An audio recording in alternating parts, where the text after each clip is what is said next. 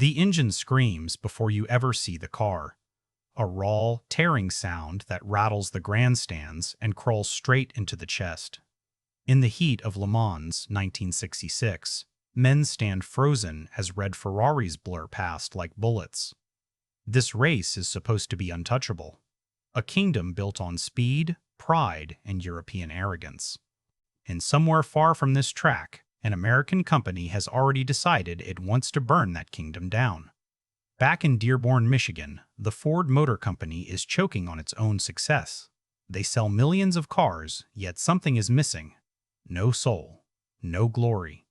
Henry Ford II knows it, even if he hates admitting it. His father built an empire. He inherited a machine that feels old, safe, dull, safe, dull. And then someone plants an idea in his head, like a lit match, by Ferrari. Instantly, Ford imagines respect, prestige, victory by ownership. Except Enzo Ferrari smiles, waits, and then humiliates them. Publicly. Coldly. He walks away. And in that moment, something snaps. Ford doesn't just want revenge. He wants blood on asphalt.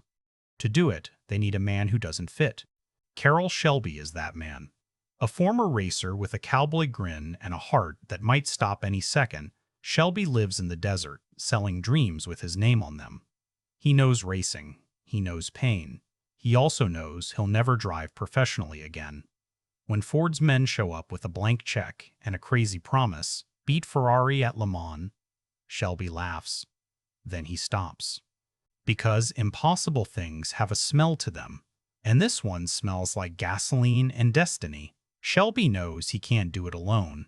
There's only one driver who hears engines the way musicians hear notes. Ken Miles. British. Brilliant. Unfiltered.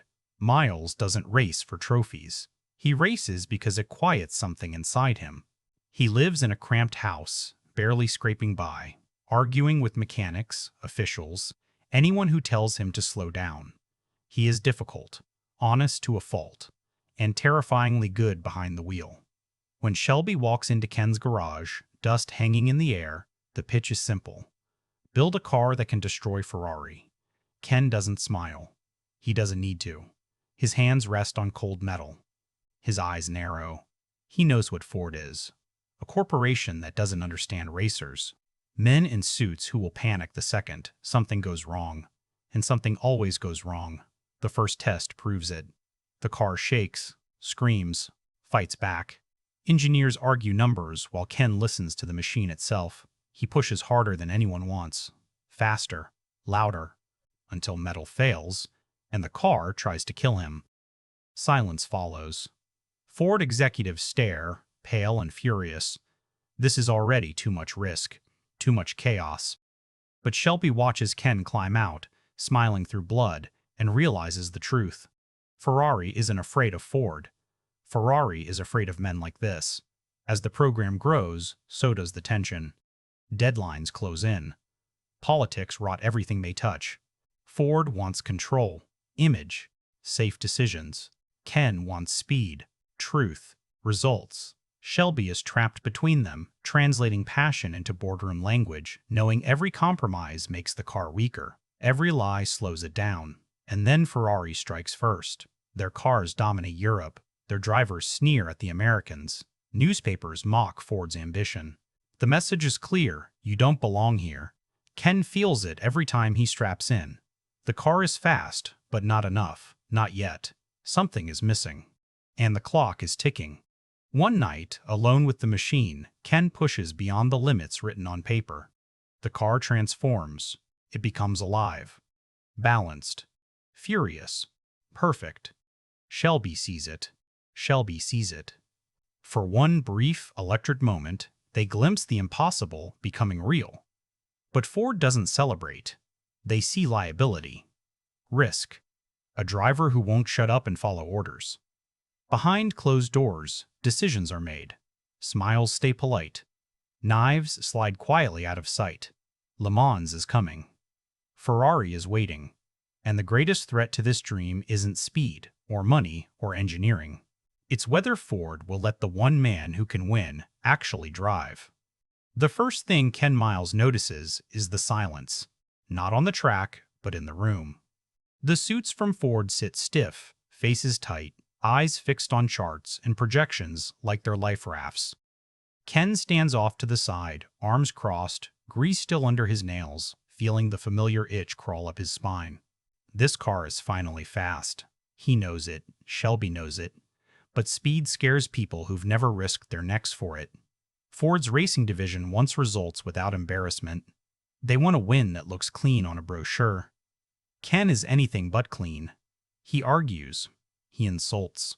He tells executives their ideas are stupid to their faces. And the worst part? He's usually right. That makes him dangerous. Not on the track, inside the building. Shelby tries to shield him. He jokes. He deflects. He plays the charming Texan with a weak heart and a stronger smile. But even Shelby feels the pressure tightening. Ford doesn't lose. Not publicly. Not to an Italian carmaker built on romance and ego. The order comes down softly, wrapped in politeness. Ken Miles is a liability. If he can't behave, he won't race. Ken hears it secondhand. A whisper in the paddock. A look that lingers too long. He laughs it off at first, but it follows him home. Follows him into the small house where his son watches him with quiet pride, where his wife reads the worry on his face without asking. Racing has always been dangerous. This is different. This is political. And politics doesn't care how fast you are. The test races begin. Daytona. The GT40 is brutal, imperfect, and terrifying. Ken pushes it anyway. He drives like the car is an extension of his nervous system, correcting slips before they happen, feeling vibrations no sensor can measure. Other drivers complain. Ken adapts. He wins. The crowd roars. Cameras flash. Ford executives clap just long enough to be seen. But behind the scenes, the knives come back out. Ford wants control over the narrative. They bring in other drivers. Safer ones. More obedient ones. Ken watches as decisions are made without him in the room. Shelby pushes back, hard. He reminds them who built this thing, who bled for it. The answer is always the same. This is bigger than one man. Ferrari, meanwhile, watches everything. Enzo Ferrari doesn't shout. He doesn't need to. His team moves with quiet confidence, years of dominance etched into every motion. They see Ford's speed rising, yes, but they also see the cracks. Too many bosses. Too much ego. Not enough unity. Ferrari believes time will do the work for them. At Le Mans, the air feels heavier. 16 miles of track, 24 hours of punishment. A place where machines go to die and drivers follow if they're unlucky. Ken walks the circuit, memorizing every bump, every shadow. He feels calm here, focused, alive. Then the list goes up. Ken Miles isn't driving. The decision lands like a punch to the throat. No explanation that makes sense. No argument that makes sense. No argument that makes sense. Shelby explodes behind closed doors, slamming fists, risking everything he's built. Ford doesn't budge. Ken is too volatile, too honest, too much trouble. They'll win without him, or they won't win at all. Ken doesn't beg. He doesn't shout. He just goes quiet. That scares Shelby more than any outburst. Shelby knows what this car needs, what this race demands, and he knows Ford is about to throw it all away to protect their pride. So Shelby gambles. He drives straight to Henry Ford II. Not with data, not with projections, with fear. He tells him exactly what Le Mans does to men, to machines. He tells him Ferrari will destroy them if they don't put the best driver in the seat. And then he does something reckless. He lets Ford feel the speed. One lap. No filters. No comfort. Just raw acceleration and the truth screaming through the engine bay. Ford steps out shaken, pale, breathless. For the first time, he understands. This isn't business. It's war. Ken Miles gets his seat back. Race day dawns under gray skies. Engines thunder. Flags drop. Ferrari surges ahead early, as expected. The Ford cars follow, patient, waiting. Ken settles into the rhythm, hour after hour, pushing without braking. He feels the car aging beneath him, tires fading, metal heating, but it holds. Then, as night falls, Ferrari begins to crack. One car, then another. Engines fail. Gearboxes scream. The impossible starts to happen. Ford cars rise through the field. Ken drives like a man possessed, shaving seconds where no seconds should exist. Shaving seconds where no seconds should exist. Shelby watches, heart pounding, knowing they're close. Too close. Because Ford headquarters is watching too, and they're thinking about headlines, about photos, about a perfect, symmetrical finish. And Ken Miles, the man who carried them here, has no idea what they're about to take from him. Night at Le Mans doesn't feel like night anywhere else. It presses in. Thicker. Heavier. Heavier. The headlights carve thin tunnels through darkness, and everything outside those beams might as well not exist. Ken Miles lives there now, inside that narrow slice of light, hands steady, jaw tight, listening to the car breathe beneath him. Every vibration tells a story. Every sound is a warning or a promise. Hour after hour, he drives like he's stitched to the machine. Not reckless. Precise. When rain slicks the track, he adjusts before the tires complain. When fatigue creeps in, he doesn't fight it, he works around it. The GT40 isn't just surviving, it's hunting. One Ferrari after another fades into the dark, mechanical pride, dissolving in plumes of smoke and silence. The crowd senses it. Whispers turn to disbelief. In the pits, Shelby barely blinks. His heart pounds harder than it should, doctors' warnings echoing uselessly in his head. This is what he built. This is what he risked everything for. Ken Miles isn't just driving fast, he's rewriting what's possible. Engineers stop arguing. Executives stop smiling. Everyone watches the same truth unfold. Ferrari falls. Hard. Dawn breaks pale and cold, and suddenly the impossible is real. Ford is leading Le Mans, not by luck, not by attrition alone, by domination. Ken climbs out during a driver change, soaked in sweat, eyes sharp despite the exhaustion clawing at him. Shelby grips his shoulder, no words needed. They both know. If nothing changes, Ken Miles wins this race. Fairly, cleanly, undeniably. That's when Ford's voice cuts through the celebration. The order arrives calmly, almost gently. A staged finish. All three Ford cars crossing together. A perfect photograph. A corporate triumph. Ken listens as Shelby explains it, slowly, carefully, like handling a live grenade. Ken doesn't interrupt. He just stares. Somewhere inside him, something fractures. Because Ken understands immediately what this means. If he slows down to let the others catch up, if he obeys, he might not win. On paper, the rules will favor another driver who started farther back.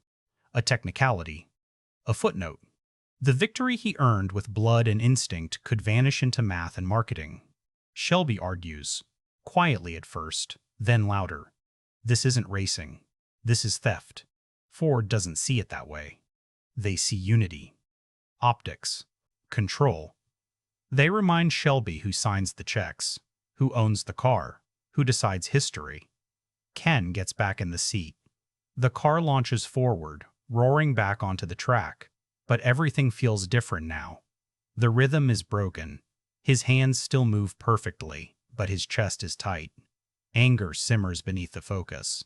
He's spent his whole life being told he's too much, too blunt, too difficult.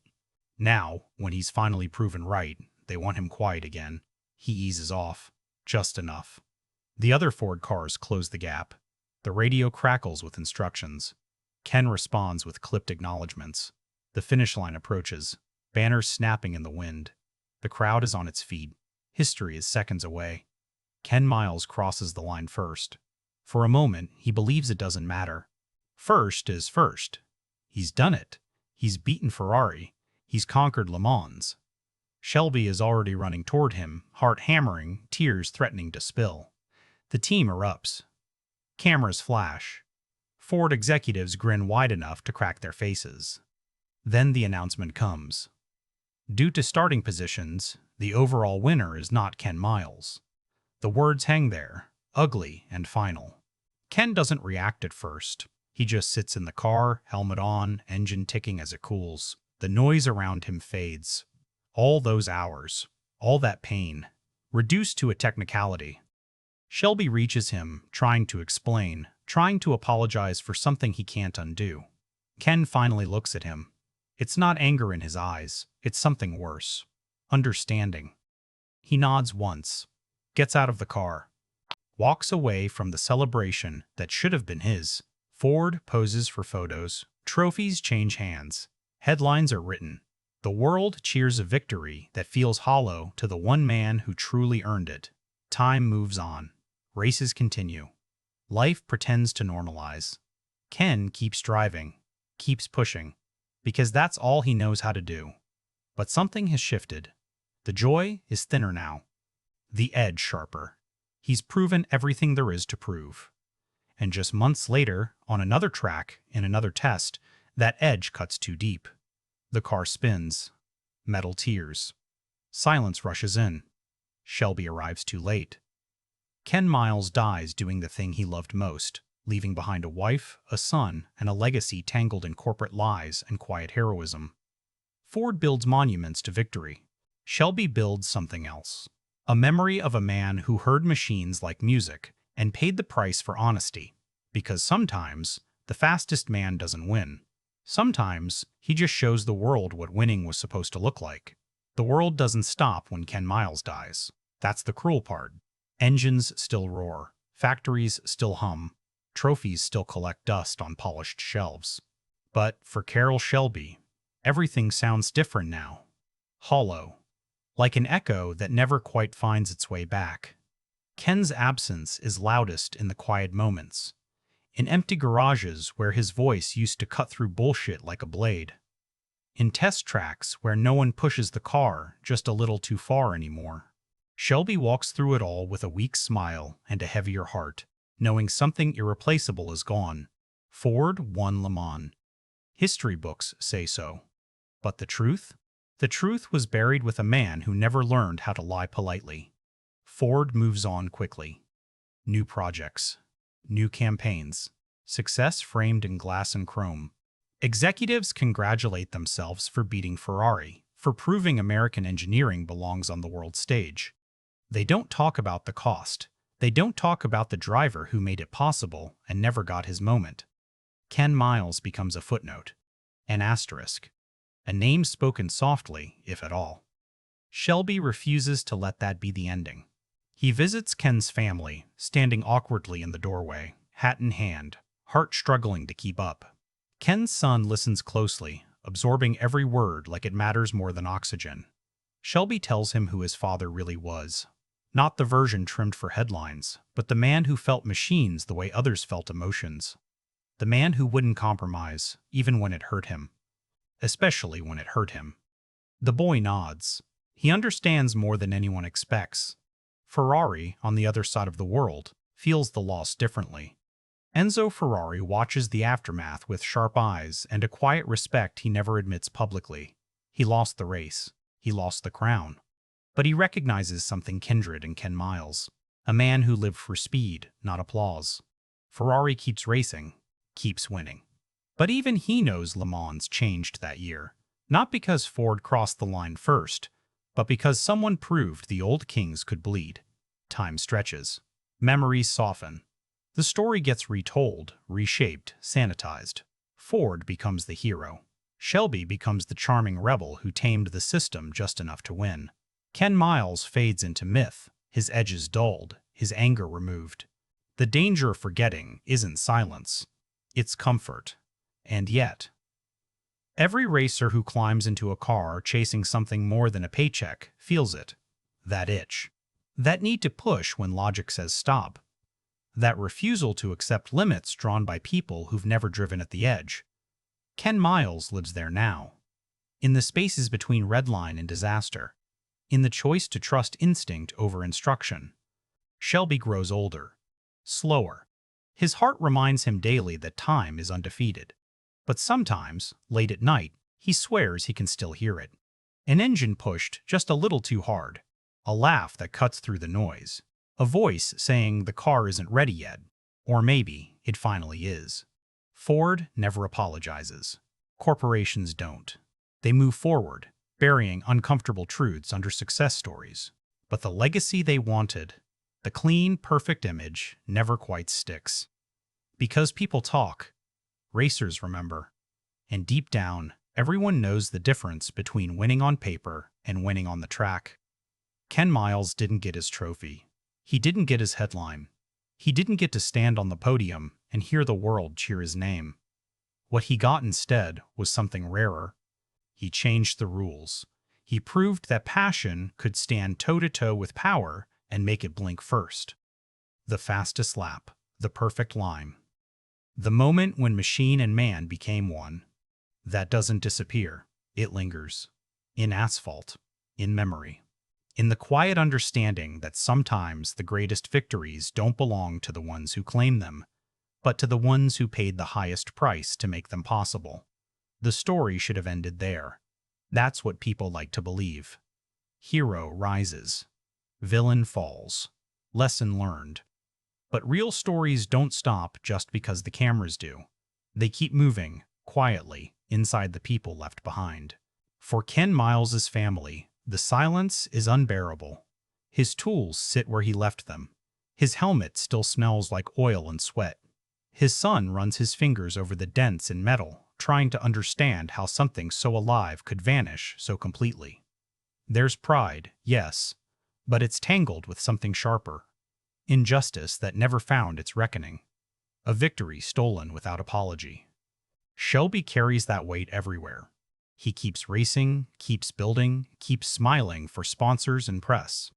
But every success tastes thinner than the last. He knows exactly how close they were to doing it right, and how badly it went wrong. Ford won the war, but they lost the soul of it. And Shelby was complicit, even if he fought until his heart nearly failed him. The racing world changes after 1966. Not overnight, not loudly. But the shift is real. Endurance racing becomes an engineering arms race. Data replaces instinct. Committees replace drivers' voices. The rawness that men like Ken thrived on slowly gets smoothed down, packaged, controlled. Safer, cleaner, less honest. Yet Ken's shadow refuses to fade. Drivers talk about him in low voices, about the way he could feel a car before it broke, about how he never lied to a machine or to himself. Young racers watch old footage, studying his lines, his patience, his aggression at exactly the right moment. They don't see a footnote. They see a standard that still hasn't been matched. Ford keeps selling the legend. Commercials, museums, carefully worded plaques. They celebrate innovation, teamwork, triumph. They don't mention the arguments, the threats. The moment when marketing mattered more than merit. They don't mention the driver who crossed the line first and walked away empty-handed. But history has a way of leaking through the cracks. As years pass, the truth surfaces in interviews, memoirs, quiet conversations between people who were there. The story grows teeth again. It stops being comfortable. Ken Miles's name starts showing up where it should have been all along, not as a problem, not as a risk, but as the heart of the achievement. Shelby lives long enough to see it happen. Older now. Slower. Heart stitched together by medicine and stubbornness. When people ask him about Le Mans, his eyes soften. He talks about the cars, the challenge, the insanity of taking on Ferrari. And sometimes, when the room is right, he talks about Ken. Really talks about him. No polish. No corporate filter. Just truth. He tells them Ken should have won. Full stop. That admission matters more than any trophy. Because it comes from the one man who understood the cost of that win better than anyone. The man who watched a system chew up its best weapon and call it strategy. Racing, at its core, is still about risk. About choosing to go faster when common sense screams to lift. That hasn't changed. What Ken Miles represents isn't just speed. It's defiance. The refusal to be manageable. The insistence that excellence doesn't come from comfort. That's why his story endures. Not because he died young, not because he was robbed, but because he proved something uncomfortable. That greatness doesn't always align with power. That the people who make history aren't always the ones allowed to claim it. And that sometimes the cost of telling the truth is everything. The track remembers. It always does. Rubber stains where braking came too late. Grooves where tires screamed in protest. Somewhere in that blackened ribbon of asphalt is the echo of a man pushing harder than he was supposed to. And every time someone dares to chase perfection instead of permission, that echo gets louder. Ken Miles didn't need the trophy to win. He already crossed the line that mattered. Racing doesn't forgive nostalgia. It keeps moving, chewing through men and machines alike, indifferent to who came before. New names rise. New cars break records. But beneath the layers of technology and polish, the same old question still hums in the background. Who's really in control? The driver, or the system built around him? Years after Le Mans, the tracks look cleaner, safer, more controlled.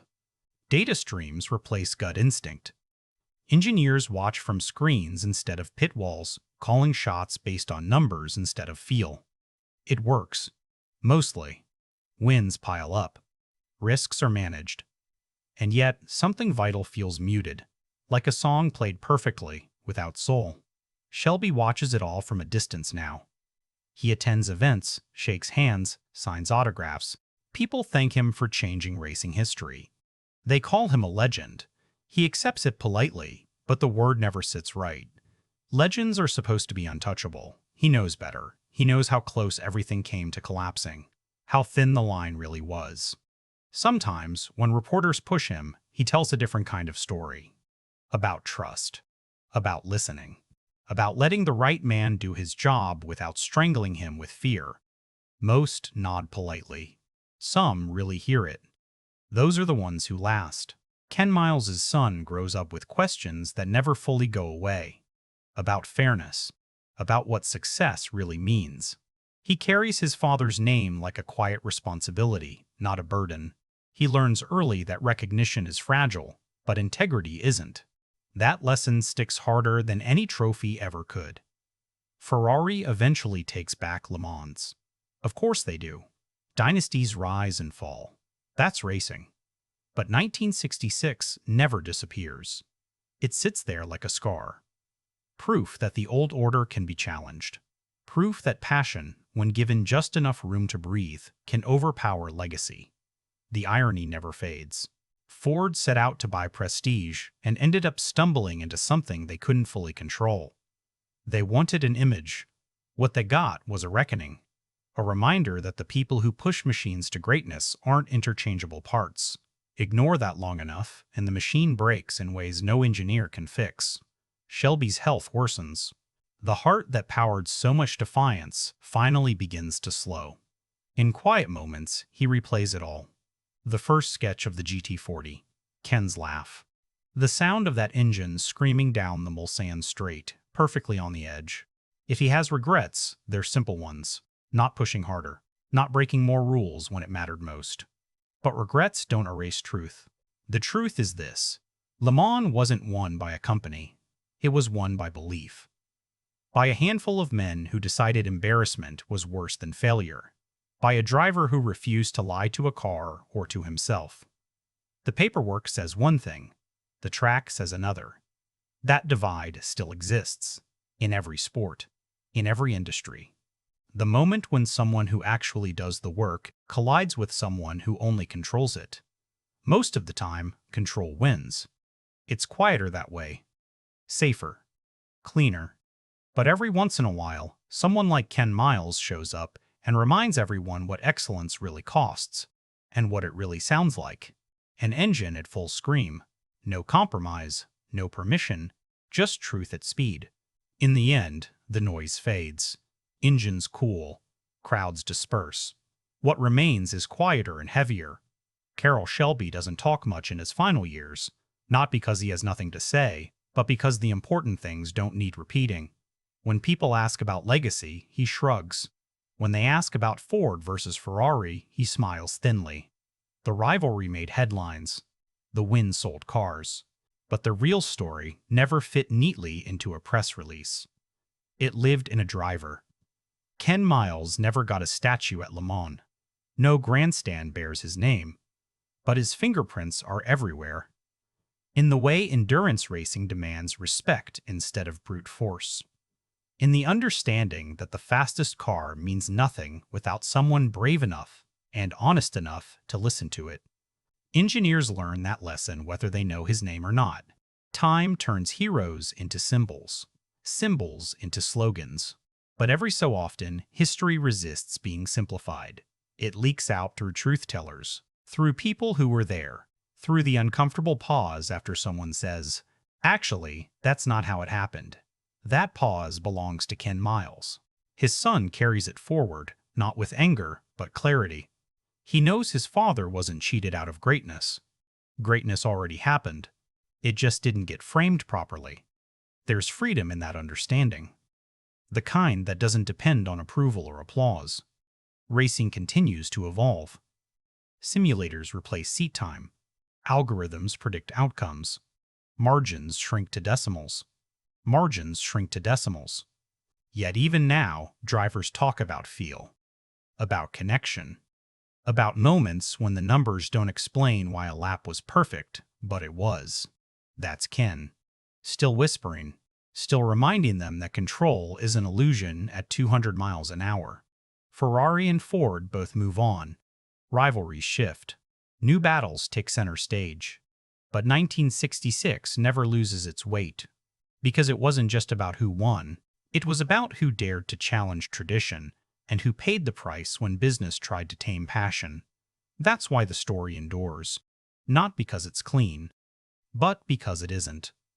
Ken Miles represents the part of every dream that doesn't compromise well.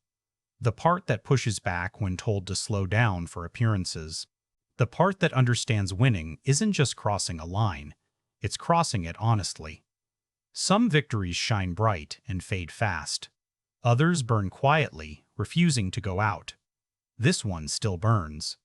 If you stand at Le Mans long enough, late at night when the track is empty, you might imagine it. A ghost of sound. An engine stretching past comfort. A driver trusting instinct over instruction. No crowd. No cameras. Just man and machine doing exactly what they were built to do. That's the truth beneath the legend. Ford beat Ferrari. But Ken Miles beat the impossible. James Mangold doesn't make movies about winning. He makes movies about the cost of obsession. And Ford v Ferrari fits that pattern so cleanly, it almost feels inevitable. On the surface, this is a crowd-pleasing racing film. Loud engines and faster egos battling for dominance at Le Mans. But underneath that roar lives something more personal. A story about men who don't quite belong in the systems they help succeed. Mangold saw that immediately, and it's why this project landed in his hands after more than a decade of stalled development. By the time Ford v Ferrari reached theaters in 2019, Mangold was already a director defined by tonal range. Walk the Line proved he could turn a biopic into something raw and intimate. 3001 to Yuma showed his command of muscular genre filmmaking. And Logan, arguably his signature work, demonstrated how blockbuster frameworks can be stripped down into elegy. That film, in particular, is the key.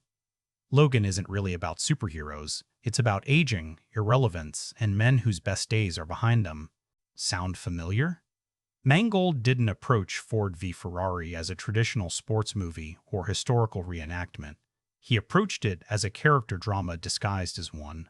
The rivalry between Ford and Ferrari is the marketing hook, sure.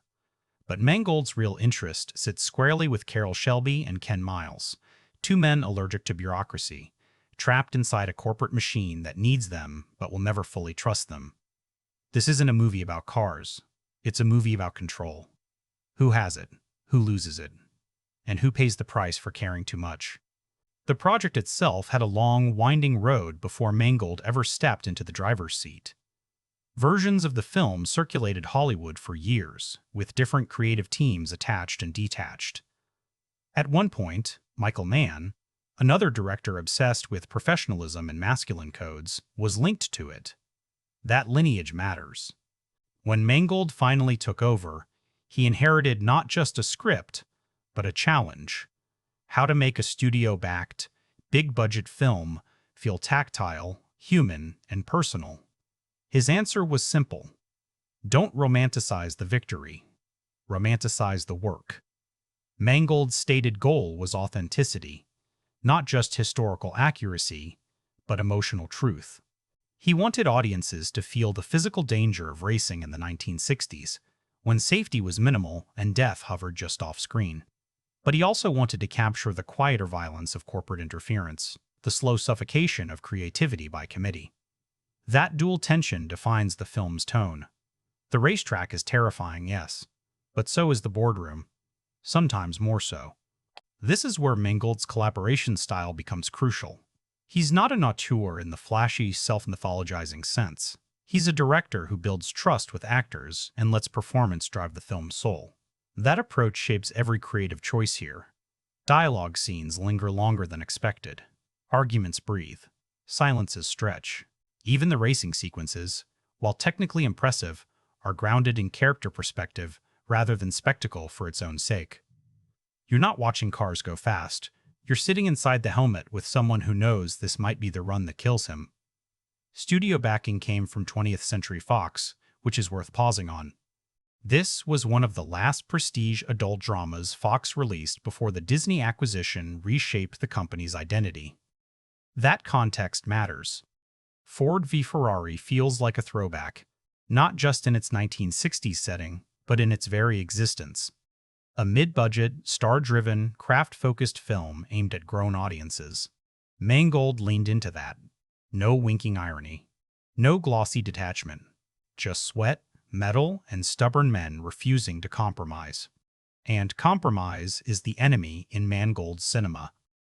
From Johnny Cash battling addiction, to Wolverine fighting obsolescence, to Ken Miles refusing to sand down his edges, Mangold returns again and again to characters who are difficult, brilliant, and ultimately punished for their refusal to conform. He doesn't judge them. He understands them. That empathy is the film's guiding force. Even when the system wins, the movie never lets you forget what was lost along the way. By the time Ford v Ferrari revs toward its final act, Mangold has already made his point clear. Legacy isn't decided by trophies or headlines. It's decided by integrity. But that idea didn't emerge on the racetrack. It was baked into the film from its very first creative decision. And that brings us to the foundation beneath Mangold's vision, a script that had to balance history, drama, and character without collapsing under its own ambition. The screenplay for Ford v Ferrari had to solve a tricky problem before a single line of dialogue could sing. This story was public record, well-documented, mythologized, and already burdened with a you-know-how-this-ends problem. The challenge wasn't what happened, it was how to make it feel alive. How do you turn lap times and corporate feuds into something that breathes? The answer took years, multiple writers, and a final draft that understood one essential truth. History only works on screen when filtered through human conflict. The credited writers, Jez Butterworth, John Henry Butterworth, and Jason Keller, came from different storytelling backgrounds, and that blend matters.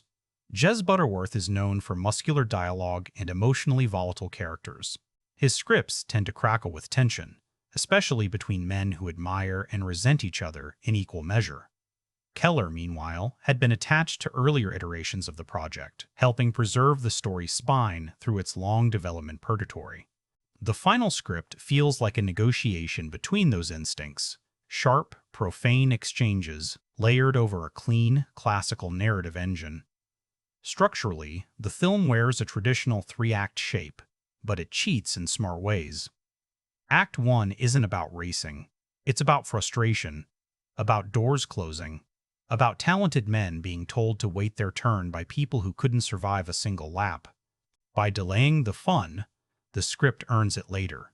When engines finally scream, they're releasing pressure that's been building for nearly an hour. That patience is deliberate. The movie wants you to understand what's at stake emotionally before asking you to care about who finishes first. One of the script's smartest decisions is centering the story not on Ford or Ferrari as institutions, but on the middlemen crushed between them. Carroll Shelby and Ken Miles aren't visionaries with total control. They're craftsmen trapped inside a corporate war they didn't start. The writers consistently frame conflict downward, not upward. Executives make decisions. Engineers absorb consequences. That choice gives the film its moral spine. The antagonists aren't villains twirling mustaches. They're systems, committees, ego protected by hierarchy. Dialogue does a lot of heavy lifting here, and it's refreshingly unpolished. Characters interrupt each other. They swear. They talk past one another. Conversations feel less like information delivery and more like emotional sparring. Watch the scenes between Shelby and Ford executives. The subtext screams louder than the words. Every polite smile hides a threat. Every "we're on the same team" lands like a lie. Both sides recognize but refuse to say out loud. The script trusts the audience to feel that tension without underlining it. Ken Miles's characterization is where the writing takes its biggest risk. On the page, he's not likable in the traditional sense. He's rude, combative, unwilling to play the game. A lesser script would sand those edges down for audience comfort. This one doubles down. Miles' refusal to self-edit becomes the point. The writers understand that genius often arrives wrapped in inconvenience, and the world tends to punish people who won't translate themselves for mass consumption. That choice pays dividends later, when the film's emotional punches land not as tragedy, but as inevitability. The script also resists the temptation to mythologize victory. Racing films love clean triumphs. This one keeps inserting friction, mechanical failures, politics, decisions that feel wrong even when they're technically correct. There's a constant sense that success here is conditional, that it can be revoked at any moment by someone with a better title. That anxiety becomes the film's engine. Every win feels provisional. Every celebration carries a shadow. Adaptation-wise, the screenplay compresses timelines and simplifies certain historical details, but always in service of clarity rather than spectacle. Real life is messy. Cinema demands shape. The writers choose emotional accuracy over literal chronology, and it's the right call. The spirit of what happened, the betrayals, the compromises, the quiet erasures, comes through intact. History purists might quibble over specifics, but the film never pretends to be a documentary. It's aiming for something harder, truth that feels lived in. What ultimately makes the script work is restraint. It knows when to shut up. There are moments, especially later in the film, where silence carries more weight than exposition ever could. A look held too long. A decision made without explanation. The writers leave space for actors, for Mangold's direction, for the audience to connect dots emotionally instead of being walked through them intellectually. That confidence is rare in studio filmmaking, and it's why the story lingers, because once the blueprint was locked, once the words finally captured the friction, the pride, the quiet heartbreak, the film still needed faces, voices, bodies that could carry all that unspoken history. And that meant casting decisions that would either elevate the material or flatten it completely. By the time Ford v Ferrari reached a casting stage, the margin for error was gone. The script demanded actors who could sell technical competence without turning it sterile, ego without villainy, and friendship without sentimentality. This wasn't about star power alone. It was about credibility. You had to believe these people belonged in this world. Miss that, and the entire film collapses under the weight of its own engines. Christian Bale as Ken Miles feels inevitable now, but it was anything but guaranteed.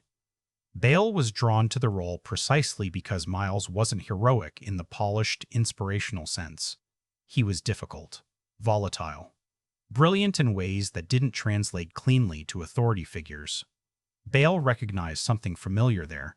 His career is built on characters who refuse to behave for the audience's comfort, and Miles fit that lineage perfectly. The casting wasn't about transformation gimmicks or accents. It was about temperament. Bale understands how to play obsession without glamour, and that skill becomes the film's emotional backbone. Opposite him, Matt Damon's casting as Carroll Shelby was a balancing act. Shelby needed warmth without softness, charm without passivity. Damon brings an easy likability that immediately creates contrast with Bale's sharper edges. That contrast isn't accidental, it's structural. The entire film pivots on the tension between these two men. One knows how to navigate systems. The other despises them. Casting Damon ensures that Shelby never feels like a sellout, even when he compromises. You trust him. That trust is essential, because the film constantly asks you to believe that Shelby is making impossible choices with no clean outcomes. The chemistry between Bale and Damon was the real test, and Mangold prioritized that above everything else. This isn't a buddy movie built on quips. It's built on friction. Their scenes together feel lived in, like two men who've been arguing for years and know exactly where to hit each other to cause damage. There's affection there, sure, but it's buried under exhaustion, loyalty, and mutual frustration. Casting two actors secure enough to let scenes breathe, to allow silence and overlap, gives the film its rhythm. Nothing feels rehearsed. It feels negotiated in real time. Tracy Letts, as Henry Ford II, is another quietly devastating choice. Letts doesn't play Ford as a cartoon tyrant. He plays him as a man haunted by inadequacy. That insecurity about legacy, about comparison, about living up to a name that predates him, seeps into every scene. Letts' background as a playwright shows in his restraint. He listens. He absorbs. When Ford finally cracks emotionally, it lands not as melodrama, but as release. That moment works because the casting understands that power often masks fear rather than confidence. Josh Lucas, stepping into the role of Leo Beebe, delivers the film's most misunderstood performance. It would have been easy to cast Beebe as a villain and call it a day. Lucas refuses that simplicity. His Beebe isn't evil. He's ambitious, politically savvy, and deeply invested in appearances. That's more dangerous. He represents the kind of competence that thrives in systems, but suffocates artistry. Lucas plays him with just enough self-awareness to make his choices feel rational from his own perspective, which makes the consequences sting harder.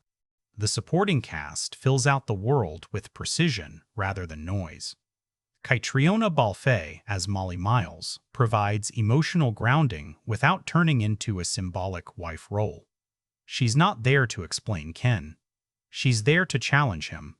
Balfe plays Molly with intelligence and steel, refusing sentimentality. Her presence reminds the audience that obsession has collateral damage, and that genius doesn't excuse neglect. The casting ensures that domestic scenes don't feel like detours. They feel like stakes. Even smaller roles are treated with intention. Engineers, drivers, executives. Each actor carries themselves like someone who belongs in that environment. No one feels dropped in from a different movie. That cohesion matters. Racing culture, especially at that level, operates on trust and precision. The cast reflects that. You believe these people have worked together, fought together, failed together. One of the smartest casting decisions was resisting celebrity overload. The film could have stacked recognizable faces into every role. It didn't. Mangold and the casting team understood that authenticity thrives when star power doesn't distract. Bale and Damon anchor the film, but the world around them feels populated by professionals, not cameos. That choice reinforces the film's commitment to immersion. You're not watching actors pretend to race. You're watching characters live inside a machine that doesn't care about their feelings. What ultimately defines the casting of Ford v Ferrari is alignment. Every actor seems to understand the film they're in. No one reaches for a different tone. No one oversells. Performances are calibrated to the same frequency, human, grounded, and unsentimental. That harmony allows the film's bigger moments to land without feeling engineered. And once those pieces are locked in, once the faces match the words, the next question becomes unavoidable. How do these performances actually function on screen? Where do they soar? And where do they quietly devastate? Because casting sets potential. Performance decides legacy. Christian Bale doesn't enter Ford v Ferrari, he detonates inside it. From the first moment Ken Miles opens his mouth, the performance announces its refusal to behave. Bale gives Miles a physical restlessness that never shuts off. He leans forward when standing still. He prowls when listening. His body looks like it's always halfway through an argument with gravity itself. This isn't affectation. It's character psychology rendered through posture. Miles is a man whose mind outruns his surroundings, and Bale makes that imbalance visible before the script ever spells it out. What makes the performance sting is restraint where you expect excess. Bale could have gone louder. He doesn't. The anger simmers instead of explodes until it doesn't. Watch his eyes in confrontations with authority. They don't blaze. They narrow. Calculation replaces fury. That choice reframes Miles, not as a hothead, but as someone constantly editing himself down from something more dangerous. When the anger finally escapes, it feels earned, violent even, and uncomfortable. Exactly as intended. Bale's physicality behind the wheel deserves its own attention. He doesn't act, driving the way most films do, with exaggerated steering and head jerks. He goes still, hyper-focused, breathing tight. You believe this man is listening to the car, reading feedback through vibration and sound rather than sight. That stillness under pressure is what separates Miles from everyone else. Bale sells it with micro-movements, a jaw tightening, a blink delayed half a beat too long. Racing becomes meditation, or survival, sometimes both. Then there's the voice. Bale's accent work is precise without calling attention to itself. But what matters more is rhythm. Miles speaks in bursts. Thoughts tumble out faster than social filters can catch them. He interrupts himself. He talks like someone used to being misunderstood and no longer interested in clarifying. That cadence gives the dialogue bite. Lines land not because they're clever, but because they feel thrown, almost against Miles's own will. Opposite him, Matt Damon takes the opposite approach, and that contrast is the movie's emotional engine. Damon's Carroll Shelby is controlled where Miles is combustible. He listens more than he speaks. He smiles when he's furious. That smile becomes a weapon. Damon understands that Shelby's greatest skill isn't racing. It's translation. He knows how to turn raw talent into something institutions can tolerate. Damon plays that with weary intelligence. Every compromise costs him something, and you see the accounting happening behind his eyes. The brilliance of Damon's performance lies in what he withholds. Shelby could dominate scenes easily. Damon never lets him. He gives space. He defers. And when he finally asserts authority, it hits harder because it's rare. The film's most emotionally charged moments often come when Shelby says very little. A look held too long. A decision made without explanation. Damon trusts the silence. Damon trusts the silence. That trust creates gravity. The chemistry between Bale and Damon isn't built on likability. It's built on dependency. These men need each other, and the performances make that need palpable. Bale's Miles trusts Shelby to fight battles he can't win himself. Damon's Shelby trusts Miles to do the one thing no one else can. That mutual reliance creates an emotional undercurrent that deepens every argument. When they clash, it hurts because the audience understands what's at risk if the bond fractures. One scene crystallizes this dynamic. Shelby confronting Miles about his self-destructive tendencies. Bale doesn't soften. Damon doesn't moralize. The exchange feels less like a lecture and more like a confession disguised as anger. Two men admitting fear without admitting fear. The scene works because neither actor reaches for sentiment. They let discomfort sit. Let it fester. That patience is rare and devastating. Bale's most affecting work arrives not in rage, but in moments of vulnerability. The quiet scenes at home, the conversations with Molly, the fleeting glimpses of doubt. These moments reframe Miles's volatility as armor. Caitríona Balfe's grounded presence allows Bale to peel back layers without collapsing into self-pity. When Miles admits fear, it comes out sideways. Jokes. Deflection. Silence. Bale understands that men like this don't articulate pain. They orbit it. Damon, meanwhile, carries the film's moral burden. Shelby knows the game is rigged. He plays anyway. Damon captures that tension with exhausted grace. His Shelby isn't naive. He's pragmatic to the point of self-erasure. Watching Damon navigate boardrooms feels just as tense as any race sequence, because you know every word he chooses is calculated to preserve something fragile. Friendship, opportunity, legacy.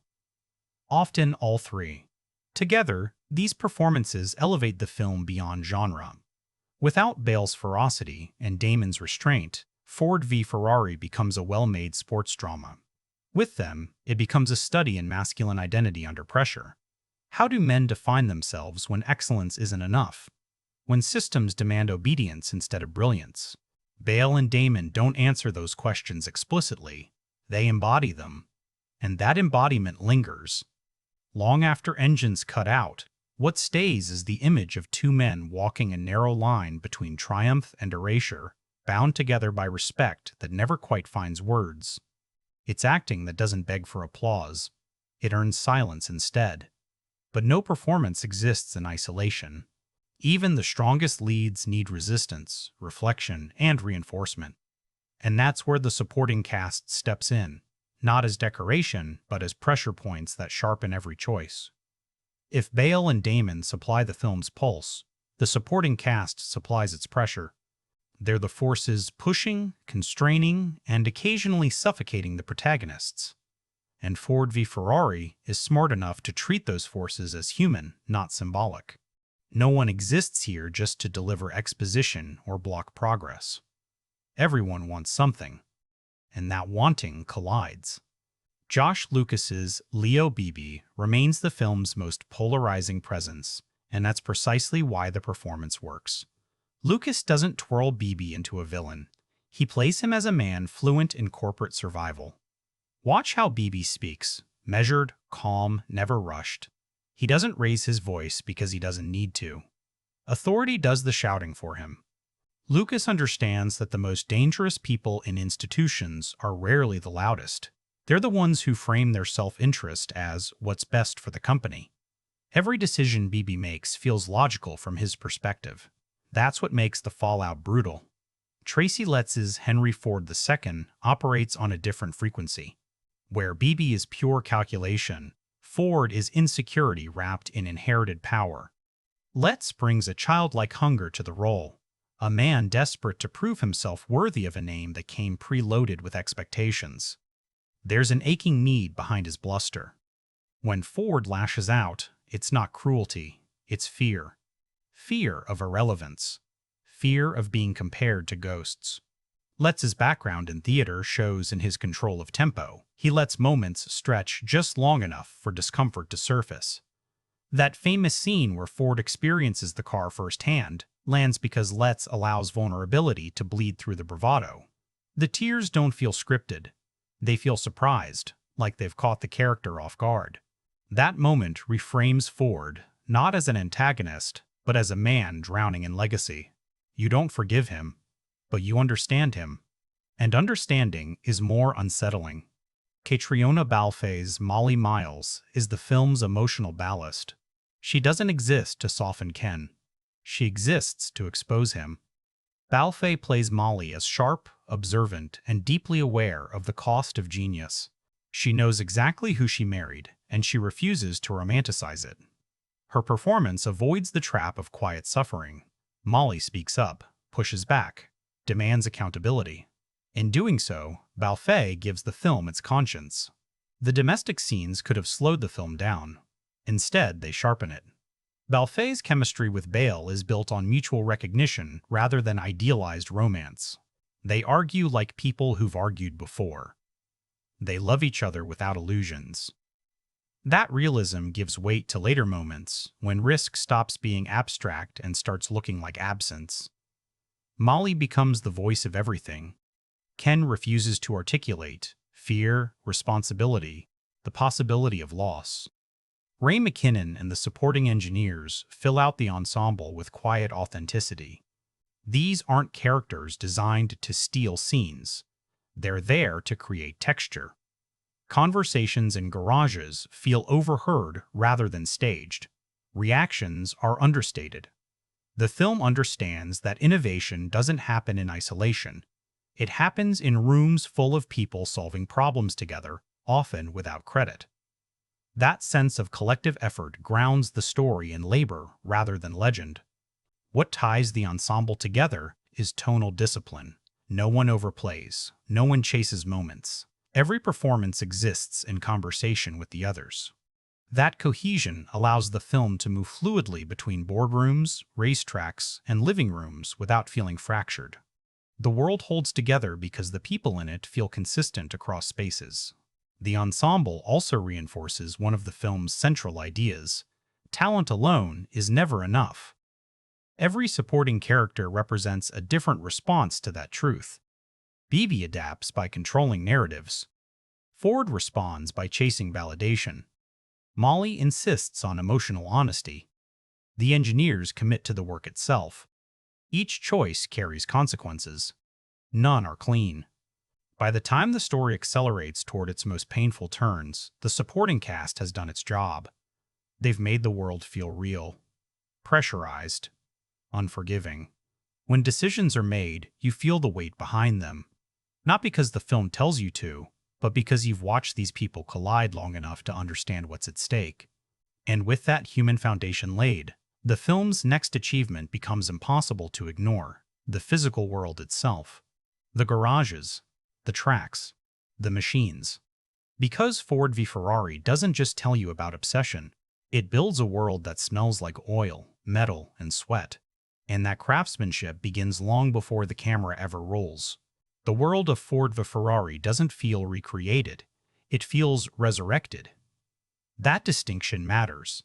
Production design here isn't about nostalgia or polish, it's about friction, about surfaces worn down by use, about spaces that feel inhabited long before the camera arrives. From the moment the film settles into its garages, workshops, and racetracks, you sense intention in every scuffed floor and oil-stained wall. This is a movie that understands environment as character. Production designer François Auduit approached the film with a clear mandate: avoid museum piece perfection. The 1960s setting isn't romanticized through gleaming retro fantasy. Instead, it's functional, messy, alive. The garages look cramped because they were cramped. Tools are stacked where hands could actually reach them. Nothing feels arranged for symmetry. That lack of prettiness becomes the film's greatest visual strength. You believe work happens here. Hard work. Dangerous work. The contrast between spaces does much of the storytelling without a word of dialogue. Ford's corporate offices are clean, spacious, and impersonal. Glass, polished wood, controlled lines. The Shelby workshop, by contrast, feels like controlled chaos. Parts everywhere. Engines half dismantled. Coffee cups left where conversations ended. These environments don't just house characters, they reflect philosophies. One values order and hierarchy. The other values speed and improvisation. When characters move between these spaces, you feel the tension immediately. Racetracks are treated with the same care. Le Mans doesn't look epic because of scale alone. It looks hostile. Narrow roads. Minimal barriers. Spectators frighteningly close to danger. The design emphasizes exposure. There's nowhere to hide. This isn't sanitized modern racing. It's raw, almost reckless, and the production design refuses to soften that truth. The track feels like a living threat, not a backdrop for heroics. Vehicles themselves are treated less like icons and more like temperamental beasts. The cars aren't fetishized through slow-motion glamour shots. They're shown being fixed, broken, adjusted, argued over. Scratches stay scratched. Damage accumulates. You see the toll of endurance racing etched into metal. That continuity matters. It reinforces the film's obsession with process over spectacle. Winning isn't clean, it's survived. Costume design works quietly but relentlessly in support of character. Ken Miles's wardrobe never quite settles into comfort. Clothes look worn, practical, unglamorous. He dresses like someone who doesn't expect to be photographed. Carroll Shelby's attire, by contrast, sits closer to presentable, still casual but intentional. Suits appear when required. Jackets fit better. These choices aren't about fashion, they're about adaptation. One man refuses to change. The other learns how to camouflage. Even background characters tell stories through costume. Engineers wear clothing designed for function, not image. Executives dress for authority. The difference is immediate and readable. Without exposition, you know who belongs where and who doesn't. That clarity allows scenes to breathe, letting conflict emerge visually rather than verbally. Props carry narrative weight throughout the film. Stopwatches, clipboards, blueprints. These objects recur not as decoration, but as tools of control. Timing becomes obsession. Measurement becomes judgment. The production design leans into that symbolism without underlining it. You start to notice how often characters framed with instruments designed to quantify performance. Numbers replace instincts. Metrics replace trust. The world itself participates in that struggle. Color palette plays a subtle role in shaping mood.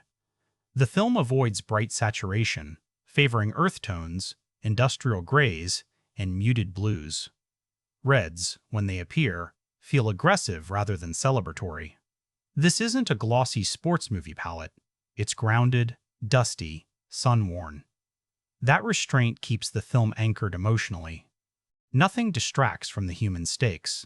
What's most impressive is how invisible all of this feels. Great production design disappears. You don't notice it until it's gone. Ford v Ferrari builds a world so coherent that you stop questioning it entirely. You accept it. You inhabit it. And that immersion allows the film's themes, control, obsession, compromise, to seep in without resistance. The physicality of the environments also enhances performance. Actors have real spaces to interact with, real objects to handle. Bale leans into workbenches.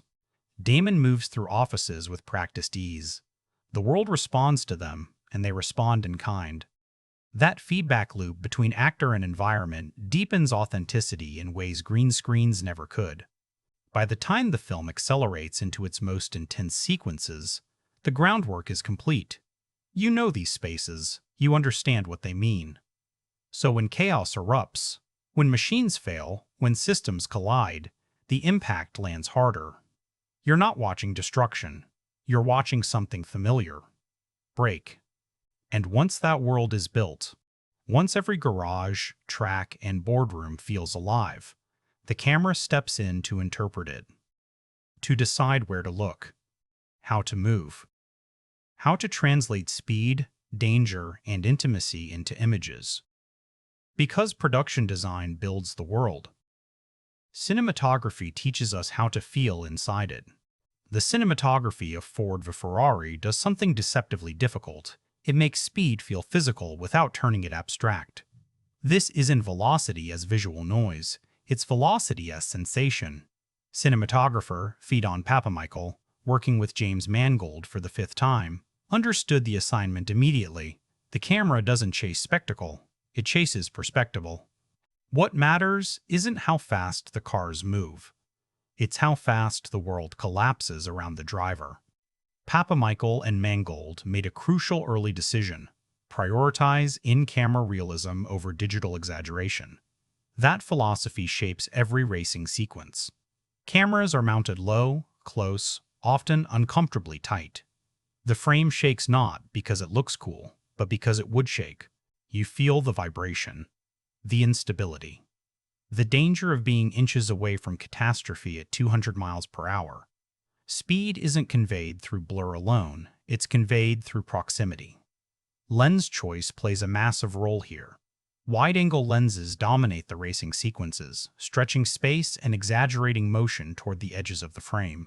This creates a subtle distortion that mirrors the driver's perception at extreme speed. The track seems to rush inward. Corners bend unnaturally. The world doesn't feel stable because it isn't. That visual language puts the audience inside the car, rather than observing it from a safe distance. Contrast that with the boardroom scenes, which are shot with longer lenses and more static compositions. Faces are flatter. Space compresses. The environment feels controlled, almost airless. Papamichael uses restraint as commentary. When the camera stops moving, tension doesn't disappear. It calcifies. The visual grammar tells you exactly where power resides. Motion belongs to drivers. Stillness belongs to executives. Lighting follows a similar philosophy. Racing scenes embrace harsh, natural light. Sun glare burns into the frame. Shadows cut across faces inside helmets. There's no attempt to soften or beautify. This is endurance racing, not glamour photography. The sun becomes an antagonist, fatiguing, blinding, relentless. Papa Michael lets exposure flirt with discomfort, reinforcing the physical toll of the race. Night racing sequences at Le Mans deserve special attention. Rather than bathing the track in artificial clarity, the film leans into darkness. Headlights carve tunnels through blackness. Peripheral vision disappears. The world reduces to what you can see right now, and what you can't see becomes terrifying. The cinematography understands that fear doesn't come from visibility. It comes from uncertainty. Darkness isn't an obstacle. It's a presence. Camera movement is purposeful, never decorative. Tracking shots follow cars long enough for you to register speed, then abandon them abruptly. Handheld moments creep into places you don't expect. Brief instants of instability that remind you how fragile control really is.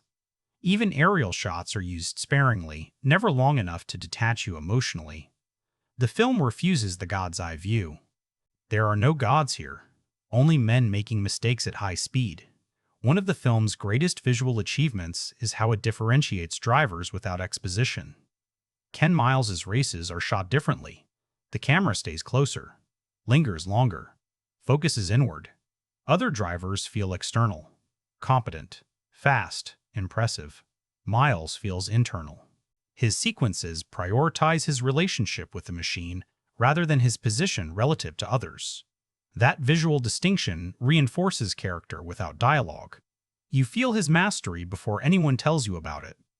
Editing and cinematography work in lockstep, but Papa Michael gives the editor something crucial: clarity. Despite the chaos, you always know where you are. Which car matters? What just happened? This isn't accidental. Shots are composed to preserve spatial logic even at breakneck pace. Your brain never gives up trying to understand the action, and that engagement keeps tension high. Confusion kills stakes. The film never lets that happen. Outside the races, Papa Michael favors grounded compositions that emphasize relationships.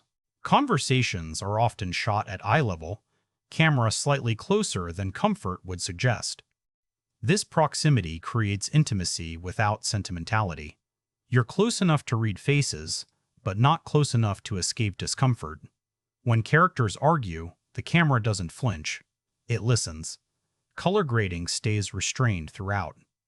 There's no artificial sheen, no hypersaturated nostalgia. The image feels sun-faded, industrial, lived in. That consistency ties the entire film together visually.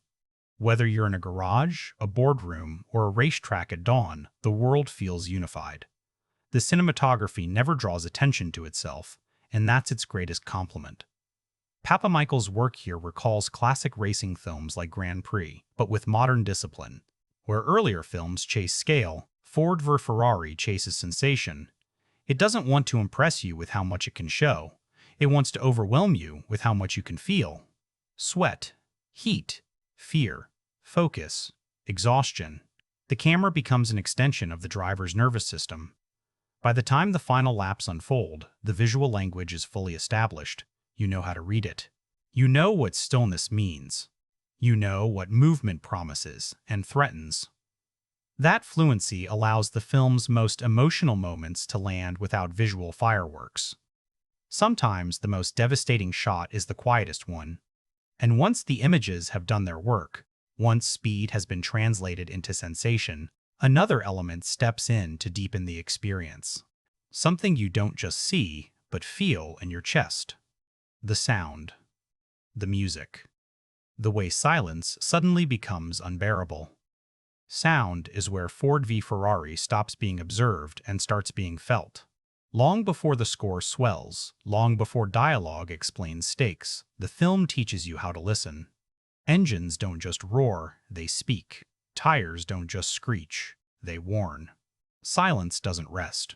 This is a movie that understands sound as narrative muscle, not background texture. Composer Marco Beltrami approaches the score with restraint that borders on defiance.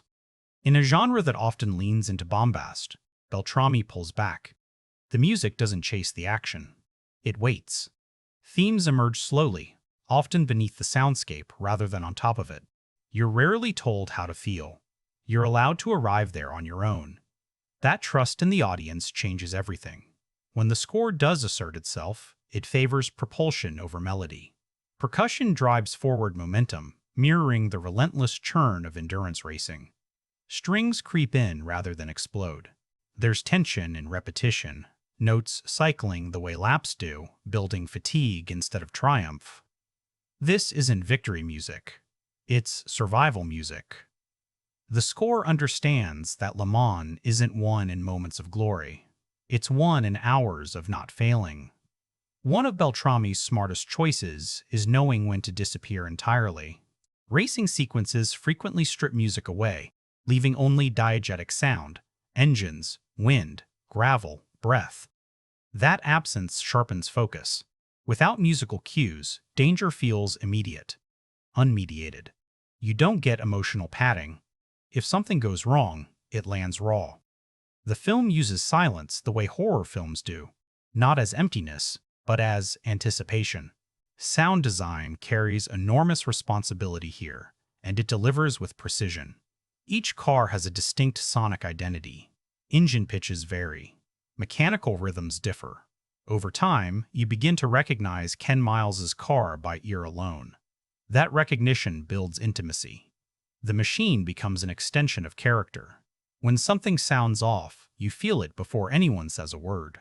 Sound becomes foreshadowing. Inside the cockpit, audio is claustrophobic. The world narrows to vibration and roar. Dialogue is often muffled or absent entirely. This isn't about communication. It's about isolation. Driving at that level is a solitary act, even surrounded by teams and crowds. The sound mix reinforces that loneliness. You're trapped with the noise. There's no escape. That design choice aligns perfectly with the film's themes of obsession and sacrifice. Crowd noise, by contrast, fades in and out like weather. Cheers swell and vanish depending on perspective. From outside the car, spectators roar. From inside, they're ghosts.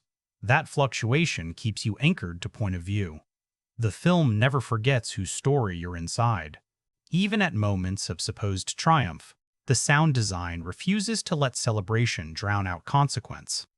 Beltrami's thematic work peaks in quieter moments. A recurring motif, subtle, unresolved threads through scenes of decision rather than action. It plays under conversations where futures are negotiated and compromises are made.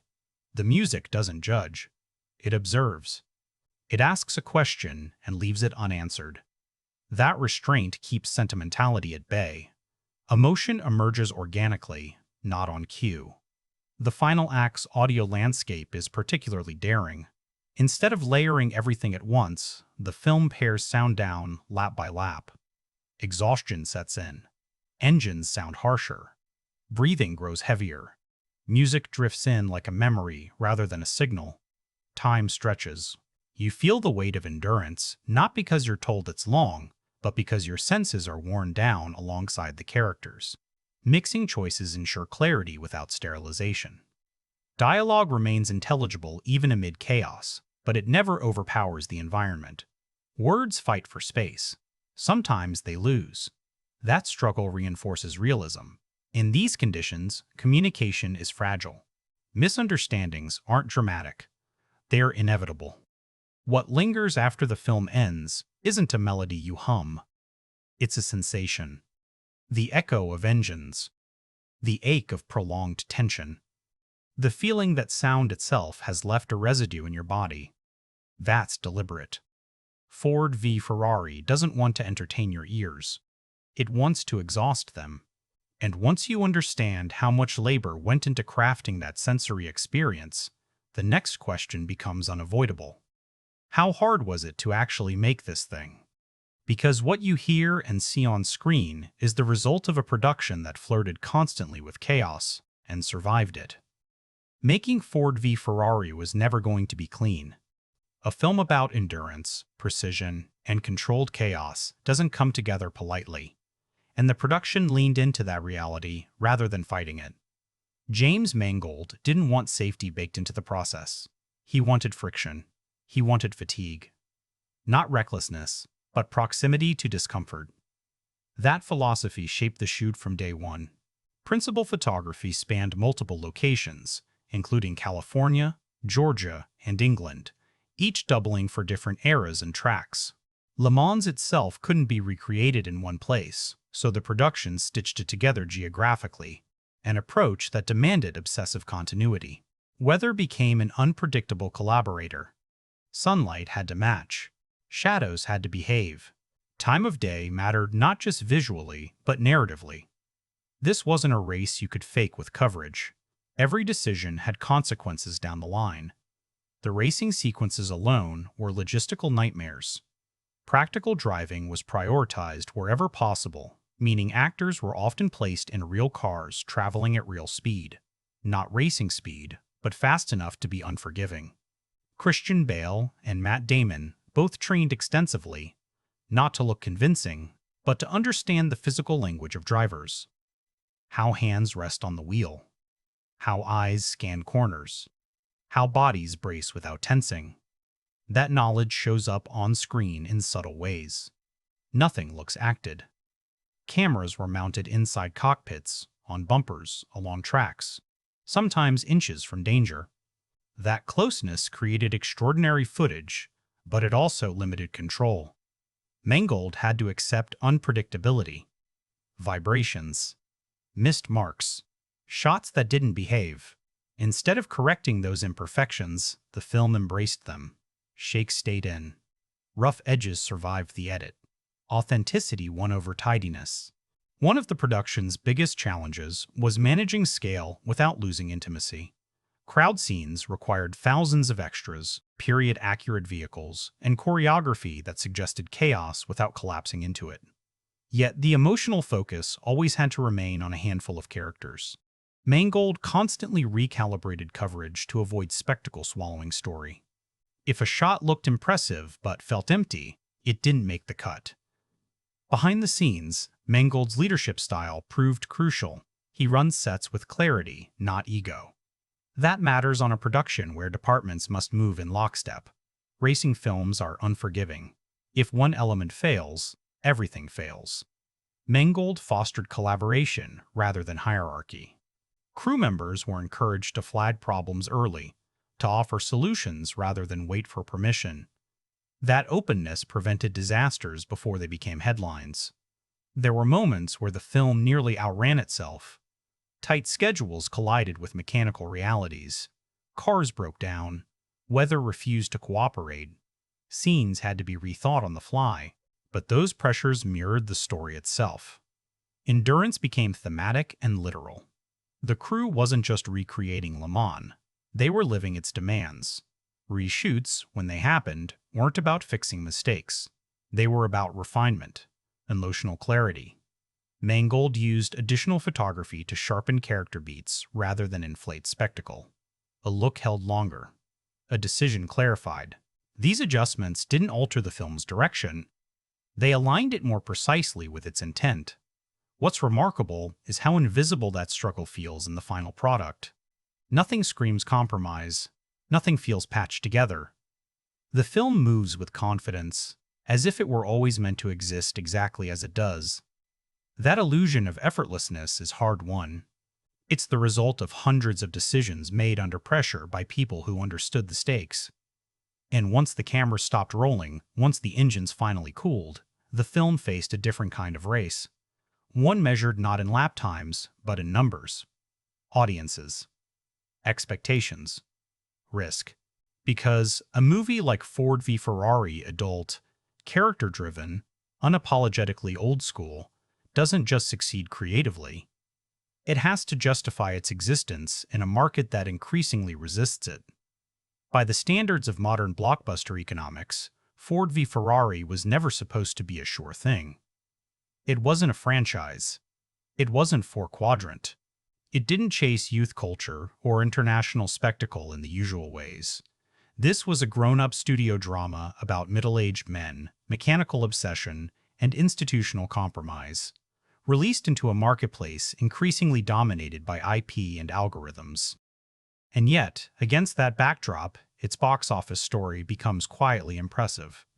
The film opened in November 2019, a strategic slot that signaled confidence rather than desperation. This wasn't counter-programming dumped into theaters.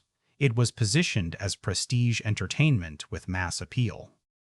Its opening weekend in North America landed in the low 30 million range, strong but not explosive. More importantly, it held.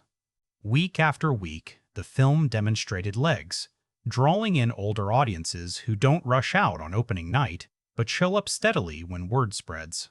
That endurance mirrored the film's own themes: slow burn, sustained performance, no shortcuts. With a production budget just under the $100 million mark, modest by blockbuster standards, substantial for an adult drama, the film didn't need to conquer the world to justify itself. Its worldwide gross ultimately settled north of $200 million. Not a phenomenon, not a disappointment. A success in the most old-fashioned sense of the word, profitable, respected, and durable. In an era where anything short of $1 billion is framed as failure, Ford v. Ferrari quietly reminded Hollywood that different metrics still matter. Domestic audiences carried much of that weight. The film played especially well in the United States, where car culture, Americana, and the Ford legacy resonated deeply. Internationally, it performed solidly without dominating.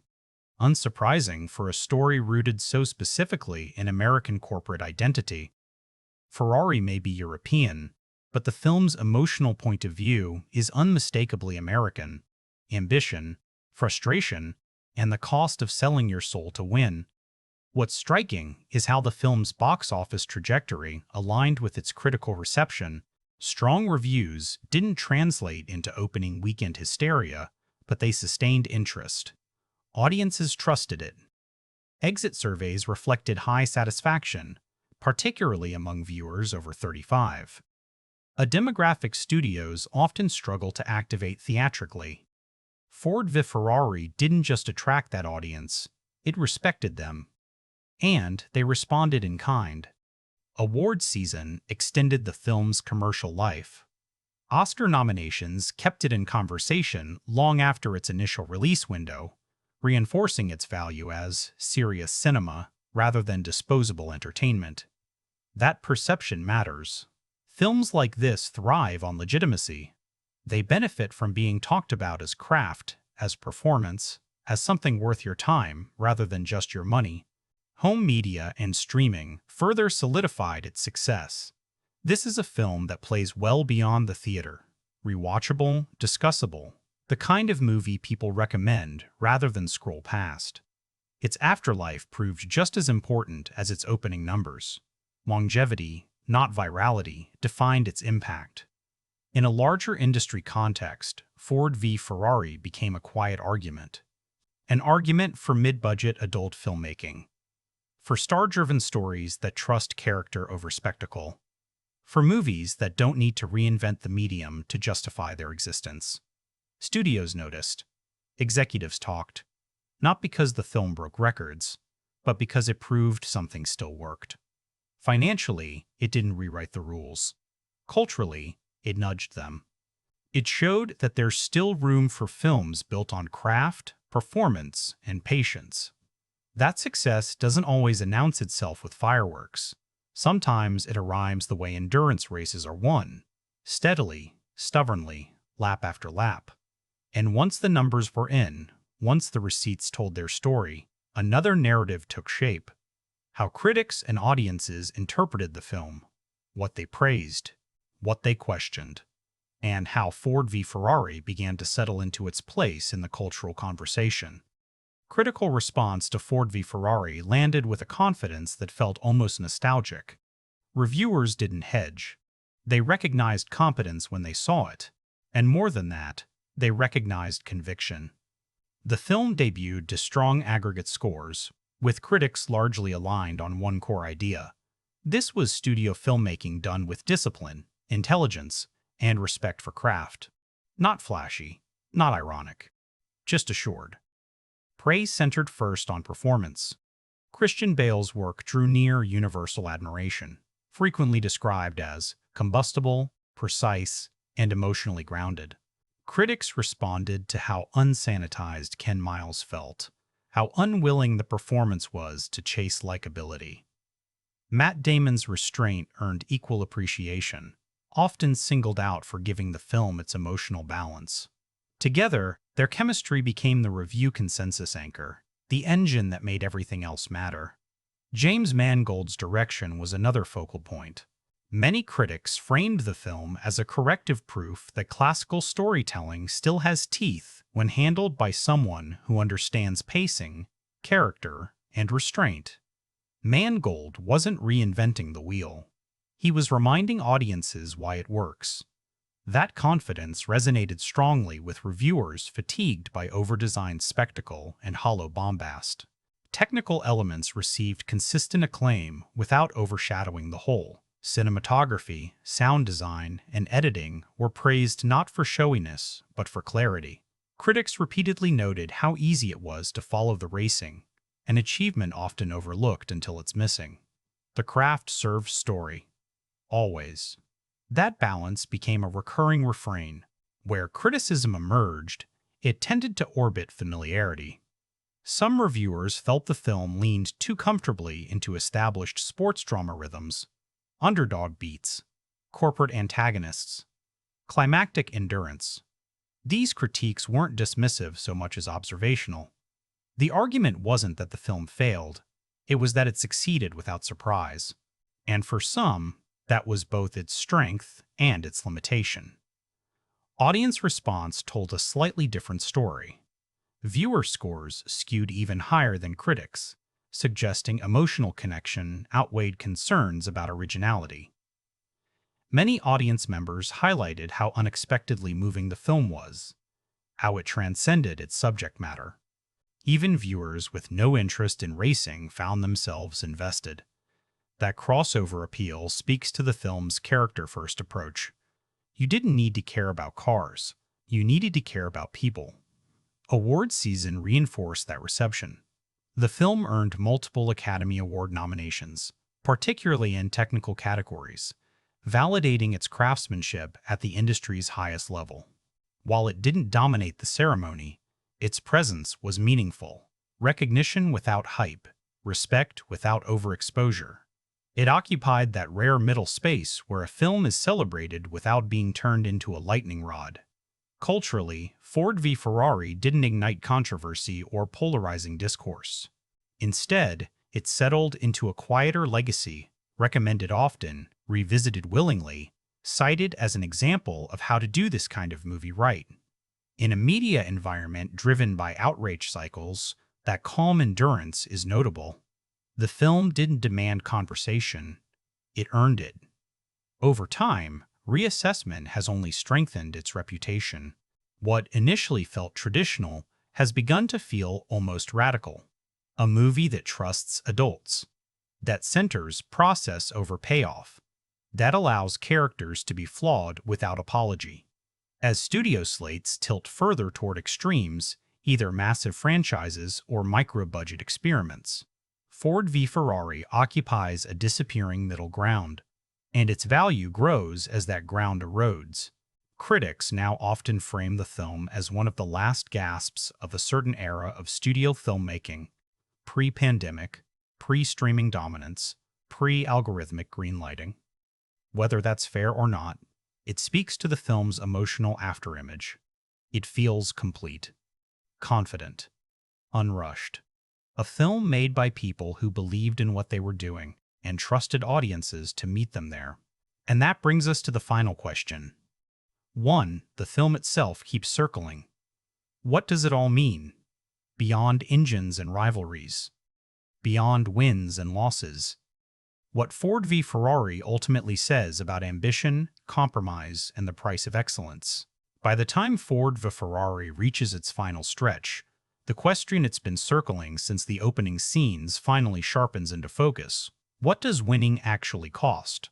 Not in money, not in headlines, but in pieces of yourself you don't get back. The film's answer is neither sentimental nor cynical. It's harder than that. It suggests that excellence, pursued honestly, is rarely rewarded in proportion to its sacrifice, and that systems built to monetize greatness are often indifferent to the people who create it. At its core, this is a film about men who don't fit. Ken Miles doesn't fit corporate culture. Carroll Shelby doesn't fit cleanly inside hero narratives. Even Henry Ford II doesn't fit the legacy he's inherited. Everyone is misaligned in some way, grinding against structures that demand obedience over brilliance. The tragedy isn't that these systems exist. It's that they require compromise as the price of participation, and punish those who refuse to pay it. The movie's most devastating insight is how it frames control. Racing appears, on the surface, to be about mastery, speed, precision, command over machine and body. But the deeper you go, the clearer it becomes that true control lies elsewhere. In boardrooms, in contracts, in decisions made far from the track. Ken Miles may be the best driver in the world, but that excellence grants him no authority.